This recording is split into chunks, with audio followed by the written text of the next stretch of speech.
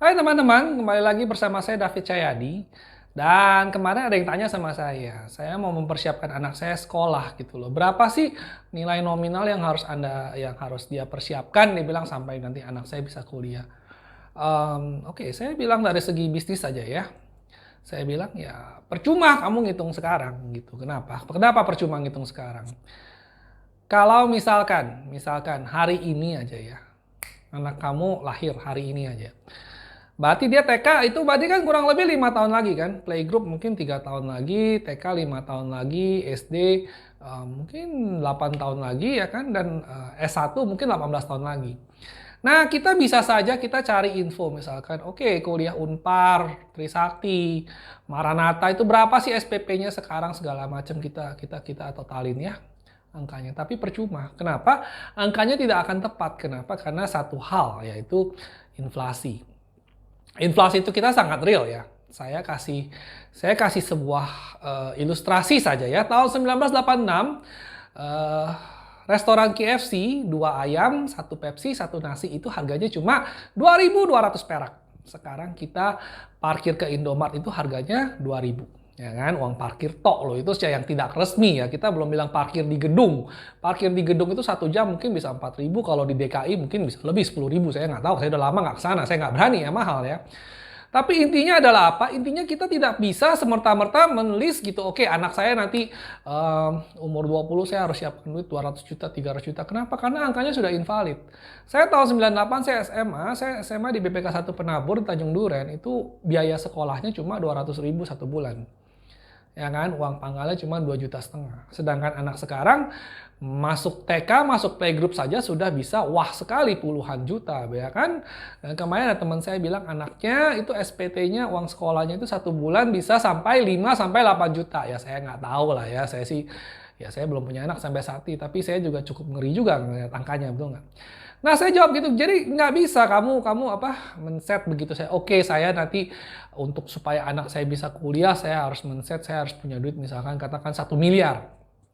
Saya hari ini saya ada uangnya 1 miliar, saya taruh di bank, dapat bunga terus, itu buat anak sekolah. Itu sudah tidak bisa berlaku. Kenapa? Karena 20 tahun dari sekarang kita nggak tahu ini 1 miliar kita itu masih jadi 1 miliar. Misalkan 1 miliar sekarang cukup untuk beli Kijang Innova katakanlah 2 biji ya, sisa 200 jutaan. Nah 20 tahun kemudian 2 Kijang Innova harganya sudah berapa? Bukan tidak mungkin itu 1 miliar yang kita simpan tadi cuma cukup untuk beli misalnya Nmax. Anda jangan ketawa, Bapak nggak mungkin. Kita coba lihat dari tadi analogi yang gampang saja ya. Ayam KFC. KFC sama KFC kan sama kan, rasanya masih sama, perusahaannya masih sama, merek dagangnya masih sama. Dulu mereka jual 2.200. Ya, sekarang saya baru cek kemarin, Pak Super Besar 2 itu berarti 2 ayam, 1 nasi, 1 minum ya. Cuman kalau dulu kentang, sekarang pakai nasi. Itu harganya sudah 43.000 sekian. Ditambah PPN, PPN apa BB1 sih? Pokoknya ditambah teks jadi 48.000. Jadi harganya saja sudah naik 25 kali lipat. Dalam waktu dari 1986 sampai sekarang tahun 2021. Berarti kurang lebih 25 tahun yang lalu ya. Berarti setiap setahun itu kita naik sekali lipat ya kan. Nah jadi kalau misalkan Anda mau siapkan uang untuk anak Anda kuliah, saran saya gimana? Saran saya gini aja. Anda beli emas, Anda invest emas. Misalnya emas. Katakan saya mau simpan uang sekolah sekarang misalkan 5 juta 1 bulan. Saya mau sisihkan 5 juta 1 bulan ya, dengan harapan kalau 5 tahun lagi dia kuliah, dia sekolah playgroup, dia sekolah SD, saya bisa punya uang untuk bayar uang sekolahnya. Anda bisa kan 5 juta dapat emas berapa gram sih? Mungkin 5 gram. Ya sudah gitu aja. Anda beli 5 gram, 5 gram, 5 gram, Anda tabung. Nanti kenapa emas? Kenapa? Karena emas itu harganya stabil. Kalau misalnya terjadi inflasi, harga emas Anda juga ikut terlindungi, harganya ikut naik. Anda nggak percaya sama saya? Coba aja cek, 25 tahun lalu harga emas berapa? Kalau misalkan 25 tahun lalu Anda nggak simpen uangnya, 2.200 tadi Anda nggak simpen uangnya, Anda beli emas. Nah sekarang harga di gram yang sama, di tahun ini harganya juga sudah 25 kali lipatnya. Jadi Anda nggak mengalami kerugian. Oke, nah jadi sekarang banyak orang yang ingin berinvestasi, dia ingin berasuransi anaknya, asuransi investasi pendidikan segala macam. Tapi kadang-kadang mereka itu lupa satu faktor ini gitu loh, bahwa duit kamu 20 tahun kemudian dan duit kamu sekarang itu harganya beda. Kamu sekarang mati-matian ikut asuransi dengan harapan 20 tahun kemudian uangnya cair, kelihatannya besar, dapat 2M, 3M. Padahal harganya mungkin udah nggak sama lagi gitu loh. Sedangkan uang yang kamu keluarkan untuk premi hari ini adalah uang real gitu loh, yang nilainya masih cukup besar. Sekarang begini deh, saya kasih ilustrasi yang paling gampang aja biar kamu gampang ngerti ya. Kalau tahun 1986 tadi saya kasih kamu 10.000. Ya, sekarang saya kasih kamu 10.000.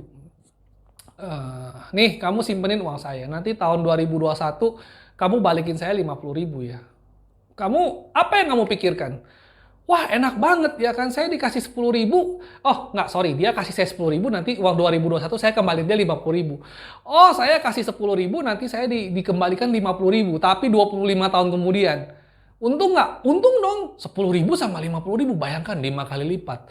Tapi jangan salah, kalau 10.000 itu dulu saya kebeli 8 potong ayam, 8 paket 2.200 itu anggaplah saya bisa beli 5 paket ya. Sekarang saya kasih dia 50.000, saya cuma bisa beli 1 paket ayam Kentucky. Jadi gimana maksudnya? Jadi menurut saya apa? Ya dia rugi gitu loh. Kenapa yang dia buang pada saat itu jauh nilainya, realnya yang bisa didapatkan dengan uang segitu jauh lebih besar daripada apa yang saya janjikan. Itu pun juga 25 tahun kemudian, belum tentu misalkan dia masih hidup nggak? Saya masih ada nggak? Kalau saya bangkrut, kalau saya meninggal sebelum 25 tahun ya rugi banget dong, betul nggak? Jangankan 10.000, jangankan 50.000, hilang semua uangnya. Nah, jadi kalau misalkan Anda berinvestasi juga jangan terlalu panjang gitu loh. Karena kita nggak pernah tahu di depan tuh apa. Kalau misalkan Anda misalnya, oke, anak saya mau kuliah ke luar negeri. Saya mau siapkan dari awal. Ya sudah, belikan saja dia ruko misalkan. Beli saja rumah. Kalau kamu punya rumah, cicil rumah. Jadi nanti rumahnya harganya naik terus. Nanti begitu anak saya udah mau kuliah, saya jual satu rumah. Nah yaudah, ini uangnya, uang modal sekolah kamu sudah disiapkan sama orang tua kamu. Lebih baik begitu, betul nggak? Daripada kamu simpen nominalnya. Karena sekali lagi ini namanya teori ya. Present value of money itu tidak sama. Tidak sama hari ini, tidak sama dengan tahun depan, tidak sama dengan bulan depan. Apalagi 25 tahun kemudian. Kalau kita tarik angkanya 2 tahun, 3 tahun ke belakang saja sebelum pre-pandemi itu harga belum naik ya nggak? Itu pun sudah sangat-sangat besar sekali kenaikannya. Apalagi kalau misalkan terjadi krisis, terjadi pandemi, terjadi market crash segala macam. Itu inflasinya bisa berkali-kali lipat. Jadi lebih baik kita juga mempersiapkan. Kita jadi dalam menghitung biaya, termasuk menghitung apa sih kebutuhan pensiun, termasuk menghitung tabungan, termasuk misalnya kalau kita mau merit 5 tahun lagi gitu, kita tuh nggak boleh siapin dengan patokan angka sekarang. Kita harus patokan angka 5 tahun kemudian. Makanya kalau ada bilang makin ngeri, makin baca makin ngeri, ya begitu memang. Mana nyangka sih Pak, dulu saya beli mobil Kijang dulu 30,5 juta ya. Bukan saya, orang tua saya beli mobil Kijang yang masih ada tanduknya dulu 30,5 juta ya kan. Dulu udah mahal, dulu mahal banget ya kan. Sesuai lah dengan zamannya. Nah sekarang anak kecil aja masuk sekolah TK, playgroup, SD bisa sampai segitu, uang pangkalnya doang gitu kan. Nah jadi jangan jangan mengulangi kesalahan yang sama. Jadi jangan Anda ngitung-ngitung, wah kesannya kayak oke, saya punya 500 juta nih sekarang. Wah, saya simpen di bank, anak saya sepertinya nanti uang sekolahnya sudah aman. Ya belum tentu, 20 tahun kemudian harga barang juga sudah berubah lagi. Mungkin nggak harga barang naik 25 kali lipat? Saya juga nggak tahu ya. Mungkin akan terjadi sunering, mungkin juga akan terjadi perang besar sampai misalnya ekonomi riset kembali, semua jadi harganya wajar. Karena kalau misalnya diterusin begini, angkanya sudah tidak wajar. Bayangkan coba nanti kalau misalkan kita bayar parkir di Indomaret gitu di 5.000, kita pakai uang 100 ribuan cuma buat uang parkir doang. Itu secara nolnya aja juga udah kebanyakan gitu loh ya. Mungkin nanti akan ada penyesuaian, akan ada sunering, akan ada gimana. Saya nggak ngomong ke arah sana ya. Tapi ngerti ya konsepnya, kalau misalkan Anda hitung value of money itu uang sekarang dan uang nanti itu harganya beda. Jadi Anda harus ngerti-ngerti banget ya. Saya kasih sebuah contoh lagi deh. Pegawai saya dulu gajinya UMR mungkin waktu itu 500 ribu. Dia cicil rumah di sebuah klaster. Jadi cicilannya itu setelah 25 tahun, 1 bulannya 300 ribu. Nah bayangkan pada saat itu betapa susahnya dia gaji 500 ribu, cicil aja 300 ribu. Berarti berapa? 60% gajinya hanya cukup untuk KPR. Tapi setelah 10 tahun, setelah 15 tahun kemudian, ya dia ketawa. UMR sekarang sudah berapa? Kalau gaji dia sekarang 5 juta saja, dia bayar 300 ribu. Cicilan KPR yang tetap itu, dia cuma bayar 300 ribu. Yang notabene hanya 1 liter, 1 full tank bensin katakanlah ya. Bensin Kijang itu 1 full tank mungkin 300 ribu. Dia sudah bisa bayar KPR rumah. Nah, jadi Anda juga perlu perhitungkan. Cuannya bagaimana Pak? Profitnya bagaimana? Rugi nggak sih segala macam? Itu terlalu luas. Saya harus lihat situasinya 1 banding 1, kasus per kasus saya harus lihat. Tapi intinya gitu, kalau misalkan kita mau investasi kita returnnya berapa persen? Jadi kalau misalkan nih saya taruh uang di bank, returnnya 1 bulan cuma 5%. Itu bukan berarti saya tambah kaya 5% per bulan dari bunganya doang. Enggak, saya tambah miskin. Kenapa? Karena inflasi real kita berapa persen? Kalau misalkan inflasi real kita 10%, berarti uang saya simpan di bank itu bukannya bertumbuh tapi menciut. 10 tahun saya simpan, tadinya bisa beli 1 kilo emas, sekarang emasnya cuma 800 gram. Nah, berarti saya tambah miskin. Ya, ini kita berandai-andai. Saya nggak punya tabungan sebanyak itu ya kan. Tapi Anda ngerti kan? Jadi kadang-kadang untuk menilai suatu investasi, suatu tabungan, suatu tindakan ekonomi, untung atau enggak, kita juga harus memperhitungkan tetap itu future value of money. Jadi jangan kita lihat, secara nominal seperti yang saya bilang tadi, 10.000 diganti 50.000, saya pasti cuan. Belum tentu. Ya kan? Coba kalau misalnya saya 10.000 saya nggak simpen di saya, nggak usah dikasih bunga deh, saya beli emas aja. Ya mungkin emas 0, sekian berapa gram itu kalau bisa kan, emas kan ada minimalnya. Tapi ngerti ya, sebagai untuk pembanding saja misalkan gitu kan. Mungkin emasnya sekarang harganya sudah sekitar 300 ribu gitu, jauh dari 50 ribu yang saya janjikan. Ya kan? Nah, jadi kalau Anda yang suka main asuransi, Anda suka deposito, Anda suka investasi di hal-hal yang nominalnya itu tetap secara persentase, berhati-hatilah ya. Jadi apakah investasi Anda itu kalau saya bilang itu inflation proof atau enggak? Tahan terhadap inflasi atau enggak? Kalau misalkan yang tahan terhadap inflasi itu contohnya apa? Tanah,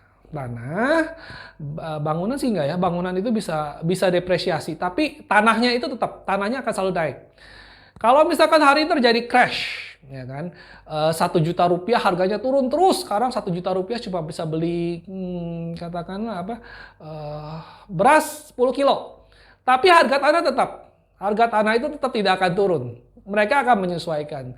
Makanya orang dulu bilang beli tanah, beli emas, beli tanah, beli emas. Ya begitulah kenapa sebabnya. Oke, nah sekian saja ini video saya, judulnya Present Value of Money ya. Jadi semoga berguna buat Anda dan terima kasih telah menonton. Oke.